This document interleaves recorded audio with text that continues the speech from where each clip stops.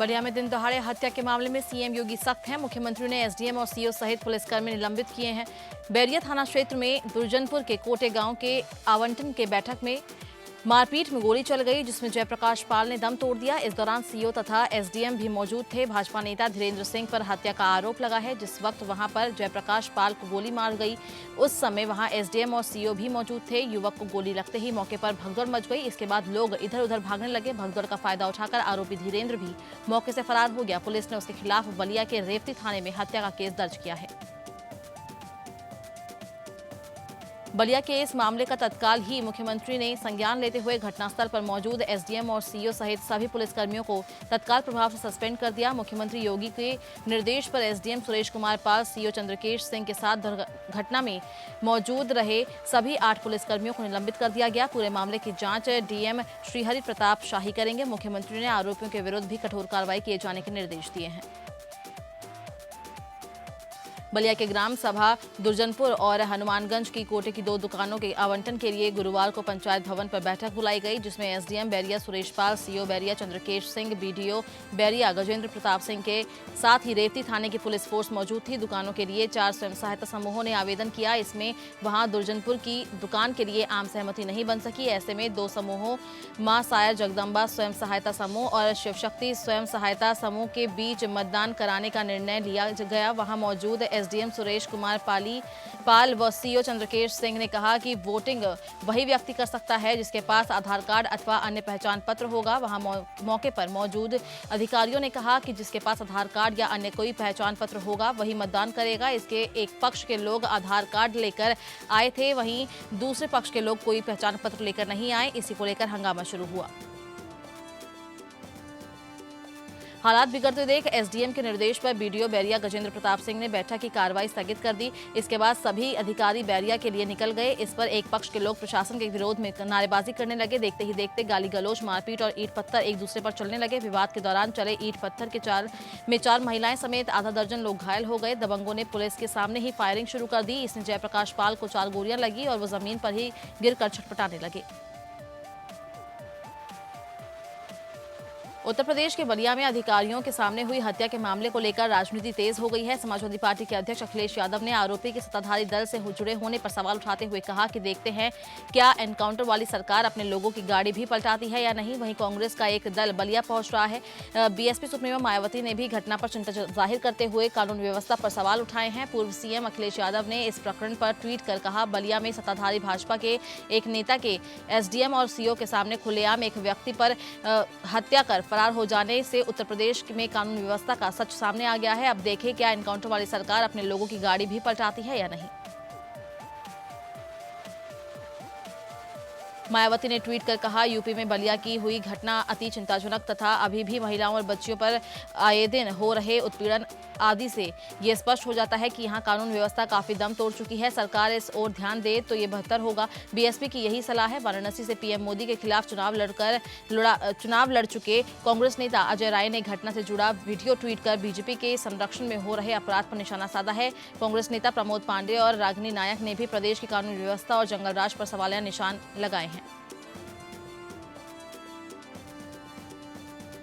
राज्य सरकार ने प्रदेश में बाढ़ प्रभावित जिलों के कृषकों को कृषि निवेश से जुड़े अनुदान के लिए 104.32 करोड़ रुपए दिए हैं। सरकार द्वारा दिए गए इस धनराशि से कृषक रबी फसल की बुआई कर खरीफ में हुई क्षति की भरपाई कर सकेंगे। मुख्यमंत्री योगी आदित्यनाथ के निर्देश पर कृषकों को ये सुविधा प्रदान की गई है।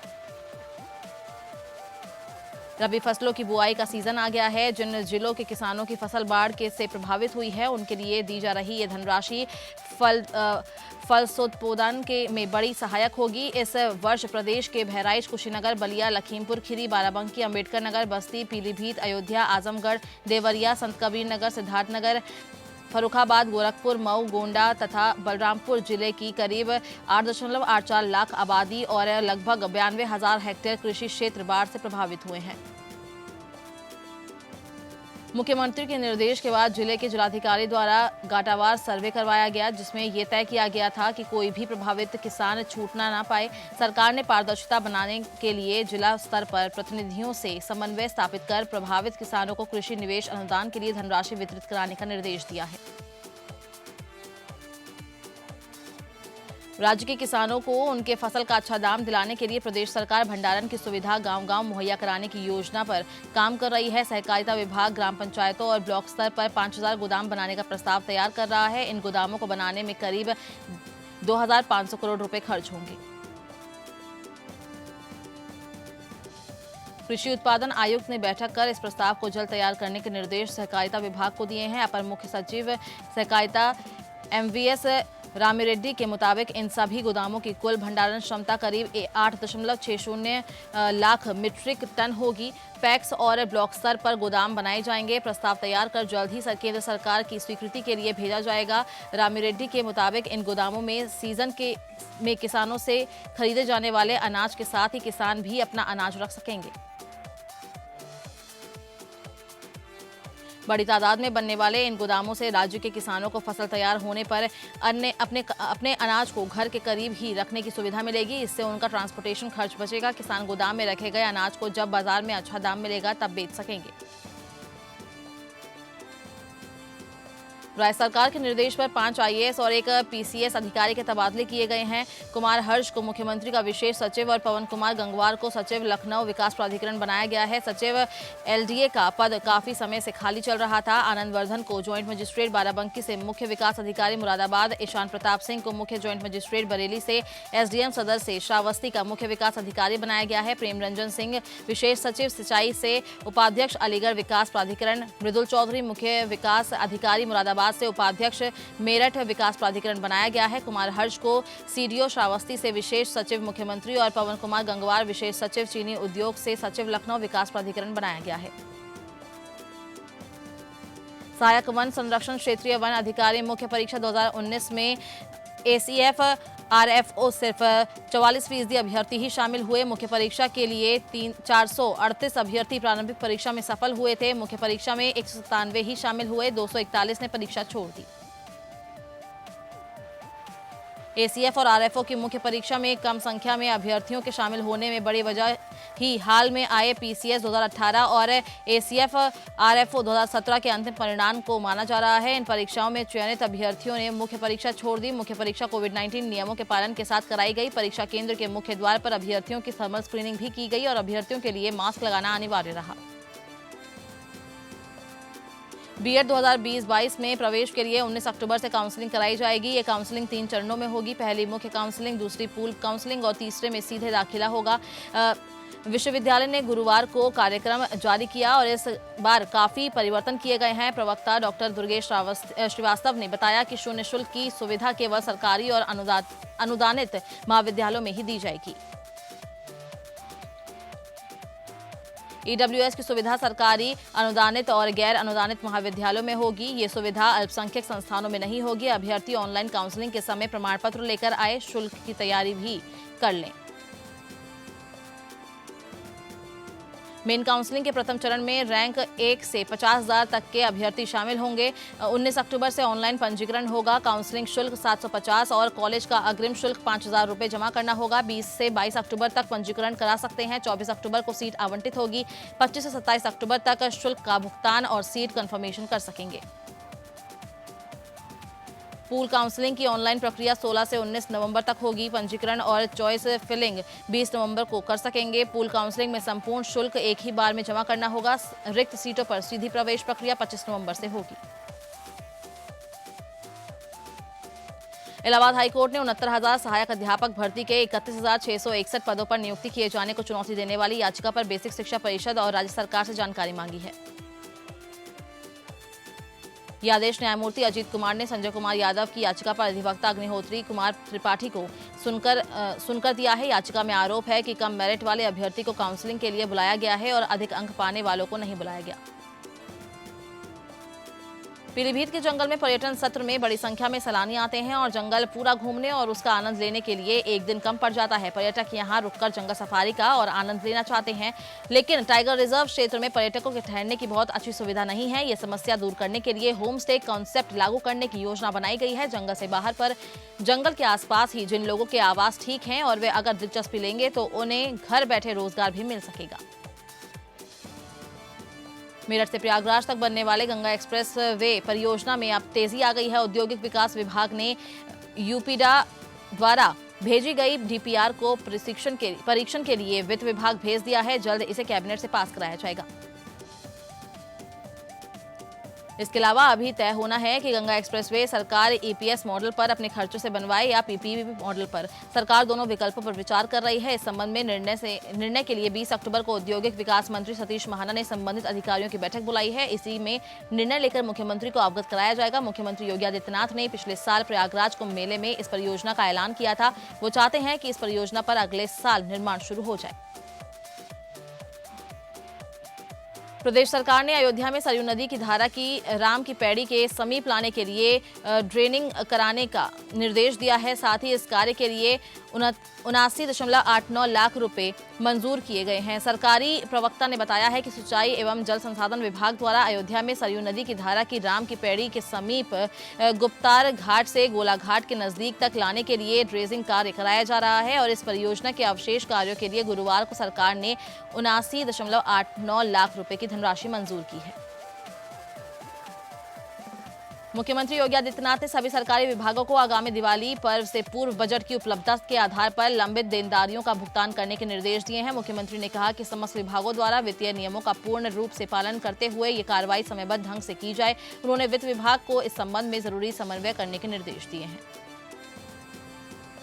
माना जा रहा है कि विभागों ने देनदारियों का भुगतान किया तो सरकार के खजाने की स्थिति मजबूत होगी। बजट की उपलब्धता पर्याप्त करने पर सरकार विकास योजनाओं को गति दे सकती है, जिससे बाजार की गतिविधियां तेजी से आगे बढ़ेगी। अधिकारियों के मुताबिक विभागों के तहत संचालित निगमों, उपक्रमों, चीनी मिलों आदि को सरकार ने पूर्व में खजाने से समय समय पर बड़ी धनराशि दी है। चीनी मिलों को किसान के गन्ना मूल्य भुगतान करने के लिए बजट दिया गया था। 16 जर्जर सहकारी बैंकों की वित्तीय स्थिति सुधारने के लिए भी सरकार ने बड़ी धनराशि दी है। पावर कॉर्पोरेशन की बिजली खरीद का भुगतान करने के लिए सरकार ने कर्ज लेता है। इस तरह की तमाम देनदारियां विभागों पर है। विभाग इन देनदारियों को बोझ कम करेंगे तो राज्य की आर्थिक गतिविधियां तेजी से चलने में सरकार को सहूलियतें हो जाएगी। मुख्यमंत्री योगी आदित्यनाथ ने प्रदेश में शोहदों और दुराचारियों के विरुद्ध महाअभियान छेड़ने का ऐलान किया है। उन्होंने दो टूक शब्दों में कहा है कि महिलाओं, बेटियों, नाबालिग बच्चों और अनुसूचित जाति के लोगों के विरुद्ध अपराध करने वालों का सभ्य समाज में कोई स्थान नहीं है। ऐसे असामाजिक तत्वों के खिलाफ ऐसी कार्रवाई की जाए कि वे गले में तख्ती लटकाकर माफी मांगते फिरें या प्रदेश छोड़कर भाग जाएं। नवरात्रि, दशहरा और दीपावली सहित आगामी अन्य त्योहारों को देखते हुए बेहतर कानून व्यवस्था के लिए पुलिस और प्रशासनिक अधिकारियों के साथ वीडियो कॉन्फ्रेंसिंग के जरिए तैयारियों का मुख्यमंत्री ने जायजा लिया। आवास पर हुई बैठक में मुख्यमंत्री ने कहा कि अनुसूचित जाति धर्मगुरु अथवा किसी जनप्रतिनिधि के साथ हुए अपराध की गंभीरता पर और संवेदनशीलता को देखते हुए पुलिस और प्रशासन के अधिकारी विशेष ध्यान दें, इसमें लापरवाही न हो। 17 अक्टूबर से शुरू हो रहे मिशन शक्ति के पहले चरण में 9 दिनों तक हर थाने में ऐसे असामाजिक तत्वों की सूची बनाएं और इनकी गतिविधियों पर नजर रखें। विजयदशमी के ठीक बाद इन पर कार्रवाई का अभियान शुरू करें। इनके परिवारजनों से इनकी कारस्तानी बताते हुए इनके विरुद्ध सख्त से सख्त कार्रवाई करें। ऐसे कार्रवाइयों की दैनिक रिपोर्टिंग हो और शासन स्तर पर समीक्षा हो। घोषित दुराचारियों की चौराहे पर फोटो भी लगाई जाए। मुख्यमंत्री योगी आदित्यनाथ ने बुनकरों को बड़ी राहत दी है। लॉकडाउन को देखते हुए बिजली दर पर छूट का लाभ 1 जनवरी के स्थान पर 1 अगस्त 2020 से देने का फैसला किया गया है। इसका लाभ प्रदेश भर के करीब 1 लाख बुनकरों को मिलेगा। मुख्यमंत्री ने कैबिनेट बाय सर्कुलेशन इस प्रस्ताव को मंजूरी दे दी है। इस पर आने वाले खर्च 435 करोड़ रुपए का भुगतान हथकरघा विभाग, बिजली विभाग को करेगा। लॉकडाउन से खराब हुई बुनकरों की आर्थिक स्थिति में इस फैसले से काफी सुधार आएगा। इसका लाभ सभी पावरलूम बुनकरों को प्रत्यक्ष रूप से मिलेगा। राज्य सरकार ने दिसंबर 2019 में छोटे और बड़े पावरलूम बुनकरों को बिजली दरों में छूट देने का फैसला किया था। ये लाभ हॉर्स पावर के आधार पर 1 जनवरी 2020 से देने का हुआ था। मार्च 2020 में लॉकडाउन होने के बाद मांग और आपूर्ति की श्रृंखला टूटने से बुनकरों की आर्थिक स्थिति खराब हो गई है। नई विद्युत दरें 1 जनवरी 2020 से लागू होने के कारण बुनकरों ने प्रदेश भर में हड़ताल भी की थी। मेरठ, मुरादाबाद, वाराणसी, गोरखपुर आदि के बुनकरों ने इस संबंध में हथकरघा और वस्त्रोद्योग मंत्री से मिलकर अनुरोध किया था कि ये छूट 1 अगस्त से लागू की जाए। छूट की सीमा बढ़ाने जाने पर पावर कॉर्पोरेशन ने हथकरघा और वस्त्रोद्योग के प्रस्ताव पर कहा कि बिजली दर में छूट की योजना 1 जनवरी से प्रभावी हो गई थी। अगर बुनकरों को छूट का लाभ 1 अगस्त से दिया जाता है तो नई और पुरानी योजना के अनुसार देय धनराशि के अंतर ही राशि का भुगतान हथकरघा और वस्त्रोद्योग विभाग को अतिरिक्त रूप से करना होगा। सार्वजनिक स्थल पर या बंद परिसर में दुर्गा पूजा के दौरान 100 से अधिक लोगों को इकट्ठा होने की छूट नहीं है। जिला प्रशासन ने सड़कों चौराहों से अलग स्थानों पर अधिकतम 45 फीट लंबे चौड़े पूजा पंडाल बनाने और मनमाफिक विद्युत सजावट करने की छूट भी पूजा उद्योगों को आयोजकों को दी है। अधिकतम 5 फीट की दुर्गा प्रतिमा की विसर्जन शोभा यात्रा छोटे वाहनों पर निकाली जाएगी। विसर्जन यात्रा में अधिकतम 10 लोग शामिल होंगे। यह निर्णय जिलाधिकारी आवास पर दुर्गा पूजा समितियों की बैठक में लिया गया। शहर में अलग अलग थानेदार के अलग अलग दिशा निर्देश देने से खिन्न पूजा समितियों ने डीएम कौशलराज शर्मा से बैठक बुलाने का अनुरोध किया था। डीएम ने एसएसपी अमित पाठक के मौजूदगी में अपने निर्णयों की जानकारी समितियों के पदाधिकारियों को दी। बैठक में तय हुआ कि सभी पंडालों में प्रवेश और निकास के लिए अलग अलग मार्ग बनाने होंगे। बिना मास्क और थर्मल स्कैनिंग कराए किसी भी पंडाल को प्रवेश नहीं मिलेगा। पंडाल में भीड़ न रुके, इसकी जिम्मेदारी संस्था के सदस्यों की होगी। लाउडस्पीकर से कोरोना से बचाव की नियमित जानकारी प्रसारित करनी होगी। बिना चंदा लिए दुर्गा पूजा करने की स्थिति में समितियों ने बिजली बिल माफ करने अथवा न्यूनतम राशि लेने का अनुरोध किया है। हरिद्वार में आयोजित होने वाले कुंभ मेला 2021 की तैयारियों के लिए सभी निर्माणाधीन और प्रस्तावित घाटों के निर्माण कार्यों और यूपी के सिंचाई विभाग द्वारा नहर में आवश्यक मरम्मत कराए जाने के ऊपरी गंगा नहर 15 से 16 अक्टूबर की मध्यरात्रि से 14 से 15 नवंबर की मध्यरात्रि तक बंद रहेगी। सिंचाई एवं जल संसाधन विभाग के विशेष सचिव मुश्ताक अहमद की ओर से इस बारे में शासनादेश जारी कर दिया गया है। शासनादेश में कहा गया है कि नहर की बंदी की अवधि में सिंचाई विभाग से संबंधित खंडों द्वारा मरम्मत के सभी कार्य समय समय पर तहत गुणवत्तापूर्वक संपन्न कराने के निर्देश दिए गए हैं। कार्यों का प्रमाण तथा गंगा संगठन के तहत नहरों, माइनरों, रजवाहों की सिल्ट सफाई का विवरण निकाली गई सिल्ट की मात्रा आदि की नीलामी से प्राप्त धनराशि को राजकोष में जमा करना होगा। मुख्य अभियंता गंगा मेरठ द्वारा नहरबंदी समाप्त होने के एक पक्ष के बाद शासन को अनिवार्य रूप से सूचित किया जाएगा। कोरोना संक्रमण के बाद आईआरसीटीसी नवरात्रि से पहले दिन 17 अक्टूबर को तेजस एक्सप्रेस की शुरुआत करेगा। आईआरसीटीसी प्रबंधन ने यात्रियों की सुविधा के लिए कई कदम उठाए हैं, जिसमें डायनामिक किराए पर रोक के साथ ही यात्रियों को सोशल डिस्टेंसिंग की सुविधा मिलेगी। आईआरसीटीसी तेजस एक्सप्रेस में सीटों की बुकिंग में सोशल डिस्टेंसिंग का पूरा ध्यान रखा जाएगा। तेजस में लखनऊ से प्रस्थान और नई दिल्ली पहुंचने पर सभी कोचों में फॉगिंग कराई जाएगी। कोरोना काल में रेलवे ने टिकट आरक्षण के नियमों में बदलाव किया है। अब ट्रेनों में टिकट आरक्षण का दूसरा चार्ट ट्रेन के स्टेशन से खुलने के आधे घंटे पहले जारी किया जाएगा। भारतीय रेलवे ने स्टेशन से ट्रेनों के निर्धारित प्रस्थान के समय से आधा घंटा पहले द्वितीय आरक्षण तालिका तैयार करने की पिछली प्रणाली को 10 अक्टूबर से बहाल कर दिया है। आगरा के थाना अचनेरा क्षेत्र में पशु ले जा रही टाटा 407 गाड़ी को पुलिस ने रोकने का प्रयास किया, जिसके बाद गाड़ी भागने लगी और उन्होंने पुलिस पर फायरिंग शुरू कर दी। पुलिस ने भी जवाबी फायरिंग की, जिसके बाद टाटा 407 ने पुलिस की गाड़ी में कई बार टक्कर मारी, जिससे पुलिस की जीप क्षतिग्रस्त हो गई। पुलिस ने टाटा 407 में सवार बदमाशों को पकड़ने का प्रयास किया, लेकिन सवार बदमाश गाड़ी लेकर मौके से फरार हो गए। पुलिस ने मामला दर्ज कर आगे की कार्रवाई में जुट गई है। आगरा के पिनाहट थाना क्षेत्र के नगला दलेल गांव में पिछले साल हुए विकास कार्यों की जनसूचना मांगना एक ग्रामीण को भारी पड़ गया, जहां उसके 2 अन्य भाइयों सहित प्रधान पति द्वारा जानलेवा हमले का झूठा मुकदमा दर्ज करा दिया गया। झूठे मुकदमे के विरोध में ग्रामीणों ने पंचायत की ओर पुलिस से निष्पक्ष जांच की मांग की। आगरा में पीस कमेटी की बैठक का आयोजन किया गया। पीस कमेटी की बैठक में प्रशासनिक अधिकारियों के साथ साथ कस्बा के संभ्रांत लोग मौजूद रहे। बैठक में सोशल डिस्टेंसिंग का विशेष ध्यान दिया गया। बीजेपी के प्रदेश अध्यक्ष स्वतंत्र देव सिंह ने अमरोहा में नौगावा सादात में उपचुनाव के मद्देनजर विधानसभा क्षेत्र का दौरा किया। इस दौरान उन्होंने कार्यकर्ताओं में जोश भरा। प्रदेश अध्यक्ष ने गांव अकबरपुर पट्टी और याहियापुर में चौपाल और बूथ समितियों को संबोधित किया। इसके उपरांत भाजपा जिला कार्यालय में पार्टी के विभिन्न संगठनों के पदाधिकारियों के साथ बैठक कर उपचुनाव में जी जान से जुटने का आह्वान किया गया।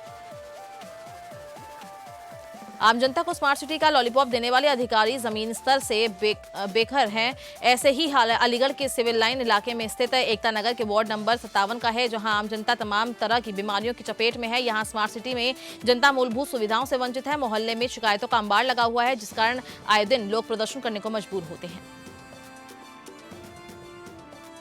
बाराबंकी जिले के धान काटने गई एक दलित किशोरी को गैंगरेप के बाद हत्या का मामला सामने आया है। आरोप है कि बदमाशों ने उसकी कमीज से हाथ बांधकर उसके साथ गैंगरेप किया, जिसके बाद उसकी हत्या कर दी गई। परिजनों ने गैंगरेप के बाद हत्या का आरोप लगाते हुए केस दर्ज कराया, लेकिन पुलिस पूरे मामले में लीपापोती में जुटी है।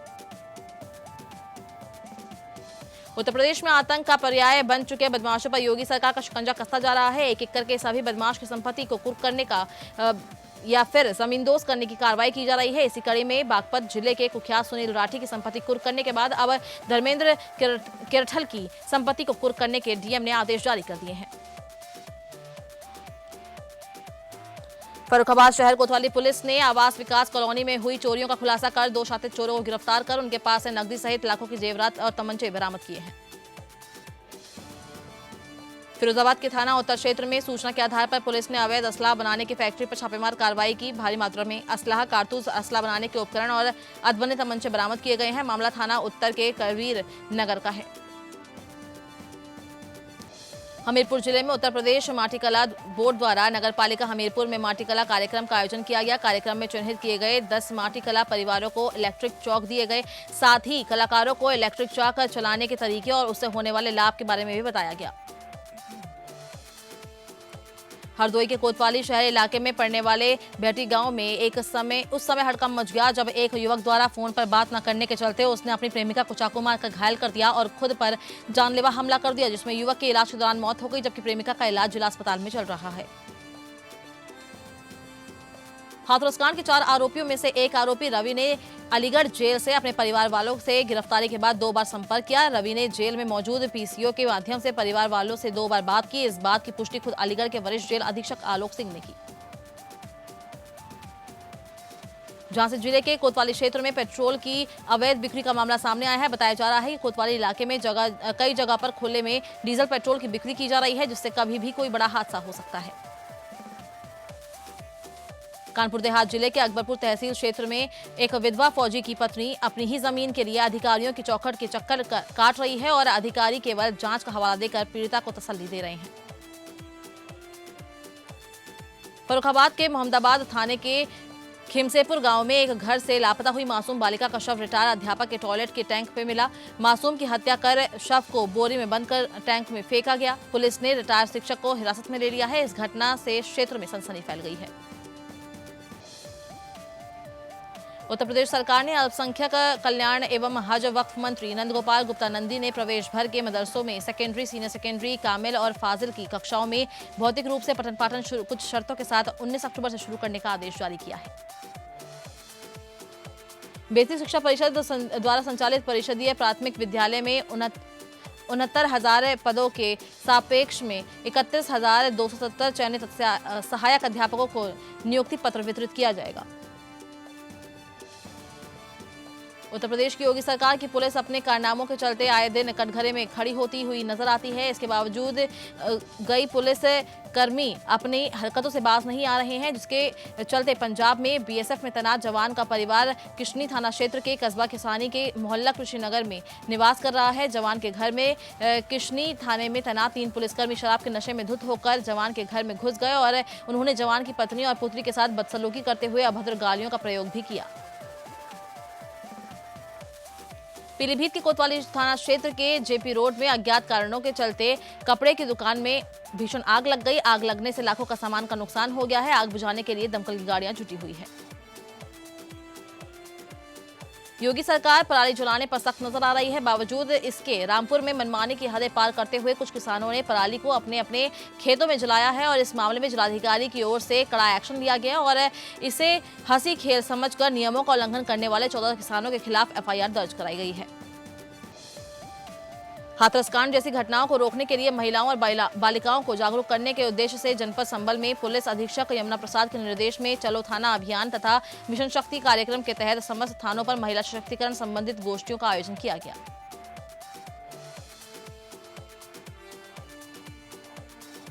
विश्व हाथ धुलाई दिवस के मौके पर बाबूराम सिंह डिग्री कॉलेज बबराला के प्रिंसिपल एमपी सिंह के सहयोग से स्वयंसेविका कुसुम गुप्ता ने आस पड़ोस घरों के बच्चों और अभिभावकों को साबुन पानी के हाथ धोने से सही तरीके के बारे में समझाया। संबल पुलिस ने एक ऐसे गैंग का खुलासा किया है जो सीधी सादी और गरीब लड़कियों को मोहफांस में फंसाकर उनका लाखों रुपए में सौदा कर दिया करता था और इस मामले में पुलिस ने 3 आरोपियों को गिरफ्तार कर 2 लड़कियों को बरामद किया है। गैंग में 2 पुरुष और 1 महिला शामिल है। सोनभद्र के विंडमगंज थाना क्षेत्र के हीराचक गांव में पास कन्हर नदी के पुल पर एक टाटा मिनी ट्रक मालवाहन अनियंत्रित होकर गड्ढे में कूद गई। हादसे के दौरान एक युवक की दबकर मौत हो गई, जबकि 4 लोग गंभीर रूप से घायल हो गए हैं। घायलों को इलाज के लिए अस्पताल में भर्ती कराया गया है। सोनभद्र के रॉबर्ट्सगंज कोतवाली क्षेत्र के चुरक इलाके में बाइक सवार 2 युवकों के खाई में पड़े मिलने से आसपास में सनसनी फैल गई। वहीं राहगीरों ने पूरे मामले की जानकारी पुलिस को दी और लोगों ने एम्बुलेंस की मदद से दोनों युवकों को अस्पताल में भर्ती कराया, जहां डॉक्टर ने एक युवक को मृत घोषित कर दिया। वहीं दूसरे की हालत को गंभीर देखते हुए उसे वाराणसी ट्रांसफर कर दिया गया है। सोनभद्र जिले के बिडरा गांव में जमीनी विवाद को लेकर हुई मारपीट में एक पक्ष से 2 लोगों को तो वहीं दूसरे पक्ष से 3 लोग घायल हो गए हैं। मारपीट देख आसपास के लोगों की भीड़ जमा हो गई है और लोगों ने पूरे मामले की जानकारी डायल 112 और 108 एम्बुलेंस को दी। सूचना पाकर मौके पर पहुंची पुलिस और एम्बुलेंस ने सभी घायलों को इलाज के लिए सीएचसी में भर्ती कराया और जांच पड़ताल में जुड़ गई है। सोनभद्र के मुर्दावा बिजपुर मार्ग पर शुक्रवार सुबह 9 बजे बिजपुर से रेणुकूट जा रही प्रिया बस जमतिहवा नाले के पास अनियंत्रित होकर पेड़ से टकरा गई, जिसमें 5 लोग घायल हो गए, जिन्हें एम्बुलेंस द्वारा म्योरपुर सीएचसी लाया गया। सहारनपुर स्टेट हाईवे स्थित गांव सैनपुर के निकट ट्रक का टायर बदलते हुए तेज गति से आ रही कार की चपेट में आकर ट्रक ड्राइवर और कंडक्टर की मौत हो गई। घटना की सूचना पर पहुंची पुलिस ने शवों को पंचनामे कर पोस्टमार्टम के लिए भेज दिया है।